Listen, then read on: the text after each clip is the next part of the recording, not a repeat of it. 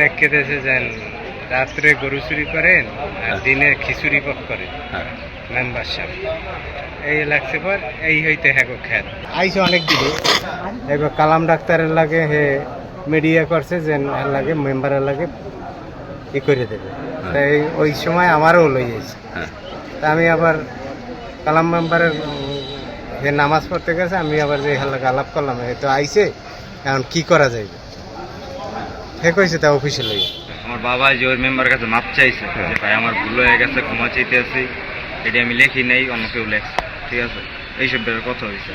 পরে কইছে যে তুই যে কদিন ঢাকা আসছ ওই কদিন ঢাকা থাকবি, দেশে ভিতরে মারিয়ালাম। কে বলছে? জহির মেম্বার কইছে, আমার আব্বুর নিজের মুখে আমারে বলছে, এটা বলছে। পরে আমার আব্বুর একটা হাতের সমস্যা ট্রিটমেন্টের জন্য আপনার দেশে আইছে, ফ্যামিলিগত ট্রিটমেন্ট দেওয়ার জন্য। পরে এখানে আসার পরেই মারছে, এটা আমার বাবা আমার জানায়।